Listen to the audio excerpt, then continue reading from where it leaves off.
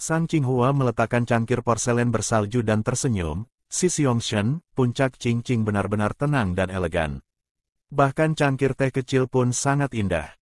Tingkat keanggunan ini benar-benar membuat Qinghua merasa malu dengan inferioritasnya. Di masa lalu, puncak Qingqing dan puncak Anding tidak pernah mengusik satu sama lain, sama seperti seberapa baik air laut dan air sungai tidak bercampur. Hubungan mereka tidak dingin atau hangat. Terutama karena sikap Shen Qingqiu yang tinggi dan dingin, mereka tidak pernah berinisiatif untuk menyenangkannya. Tapi kali ini, dia mengirim muridnya ke puncak Anding untuk mendekatkan hubungan. Sang Qinghua tidak bisa merasakan kedalamannya, tetapi karena tidak ada yang memukul seseorang yang memiliki wajah tersenyum, dia pertama kali menyampaikan beberapa kata yang menyenangkan. Tidak mungkin itu salah. Murid Shen Qingqiu telah mundur, dia menutup pintu dan menghela napas. Sidi, setelah mengatakannya seperti ini, aku harus membereskan masalah ini. Setiap rumput dan setiap pohon di puncak Qingqing ini, setiap cangkir dan setiap piring, semuanya diatur secara pribadi oleh muridku itu. Sang Qinghua mengikutinya sambil mendesah, keponakan laki-laki Luo adalah orang yang memiliki kemampuan luar biasa. Sungguh sayang, iblis-iblis itu meninggalkan kita dengan kehancuran berat, benar-benar penuh kebencian. Seluruh dunia bersimpati dengan saudara bela diri senior Shen menahan kesedihannya. Shen Qingqiu dengan tenang berkata, Sang Sidi, jika kamu benar-benar merasa kasihan, maka tidak akan ada peristiwa yang begitu menghancurkan itu.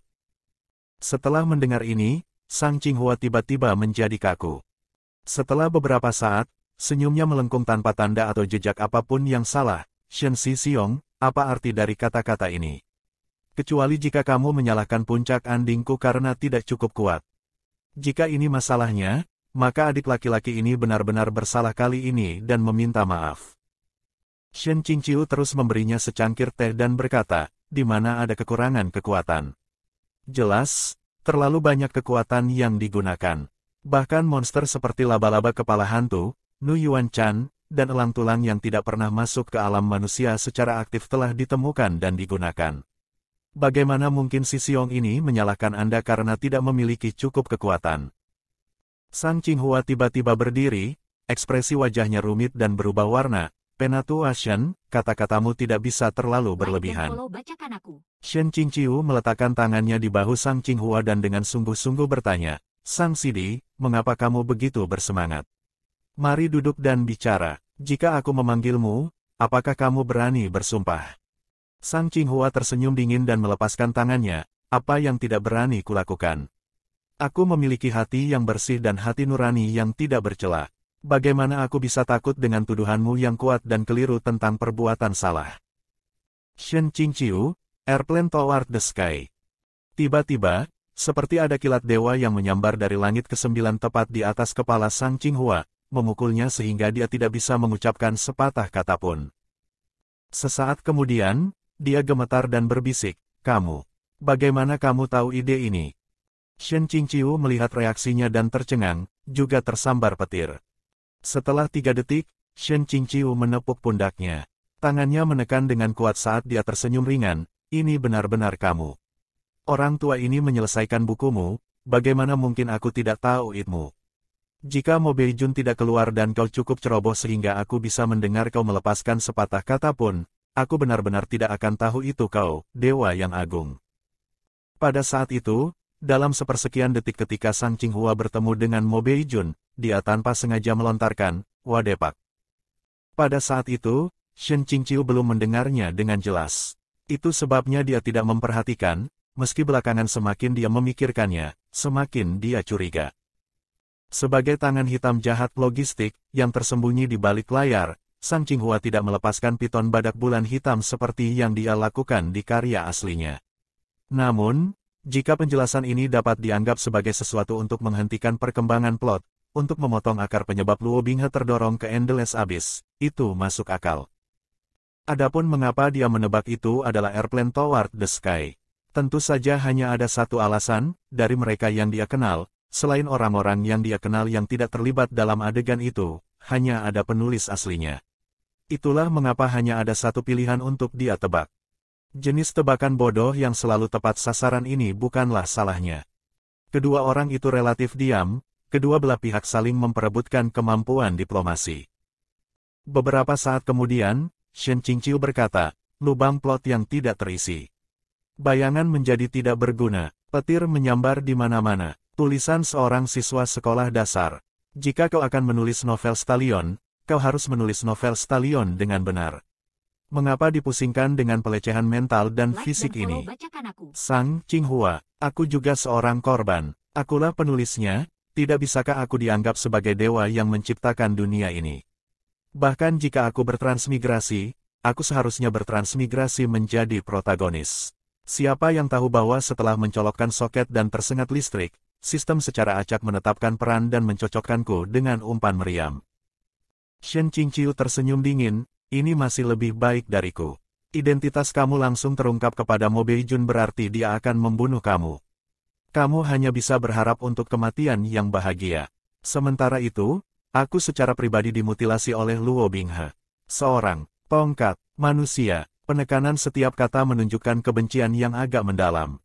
Sang Qinghua bertanya, berapa tahun kau telah dipindahkan? Segera pindah dan kau sudah berada di level master. Aku bertransmigrasi sejak bayi. Kemiskinan dan berjuang untuk menjadi dewasa, periode penderitaan sebagai murid luar, apakah kau memiliki lebih banyak pengalaman daripada aku? Kedua orang itu membandingkan tragedi tanpa pemenang yang jelas.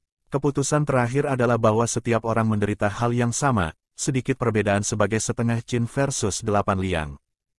Sang Qinghua menghela napas dengan emosional, saya benar-benar bertemu dengan seorang pembaca. Itu juga bisa dihitung sebagai takdir. Apa ide pembacamu di Zhongdian? Kita mungkin kenalan lama. Shen Qingqiu berkata, mentimun yang tak tertandingi. Peerless cucumber Juesi Huanggua. Sang Qinghua berpikir sejenak, ada sedikit kesan. Pada suatu waktu, apakah kau adalah orang yang berteriak sangat keras di antara mereka yang berteriak agar penjahat itu dikebiri? Itu setelah, Shen Qingqiu asli tidak senonoh dan gagal mencoba melecehkan Ning Yingying. Shen Qingqiu membeku, peristiwa masa lalu harus diistirahatkan. Dengan ekspresi positif, dia berkata, perkenalan kita telah selesai dan kata-kata asing telah berakhir. Hari ini, aku telah mencarimu untuk berbicara karena setelah konferensi aliansi abadi, aku tiba-tiba memikirkan solusi yang akan menyelesaikan masalah bersama yang kita hadapi. Sang Qinghua terkejut, benarkah? Shen Qingqiu mengguncang kipasnya, apakah bercanda tentang hal semacam ini sangat lucu. Solusiku akan dapat mengamankan akar masalah jika rahasianya tidak bocor. Bahkan dalam kesulitan yang paling sulit, kau akan dapat kembali. Hanya, masih ada dua kondisi kecil yang hilang. Keberhasilan atau kegagalan bergantung pada satu tindakan. Dia akan melihat apakah Sang Qinghua, rekan senegaranya ini, akan membantu. Catatan penerjemah. Deng deng deng, sound effect untuk langkah kaki. Gundukan pedang, Jianzong, diterjemahkan secara harfiah. Ini seperti kuburan yang Anda buat untuk seseorang ketika Anda tidak memiliki tubuh. Tidak ada yang memukul orang yang memiliki wajah tersenyum. Sensou Buddha Xiaolian Ren idiom, Anda tidak akan memukul seseorang yang bersikap baik kepada Anda, bukan? Semua orang menderita hal yang sama, perbedaan kecil seperti setengah Qin versus 8 liang, Ban Jin Ba liang, seperti apa kedengarannya? Setengah Qin berat sama dengan 8 liang berat. Artinya adalah mereka berdua sejenis. Akhir chapter 28.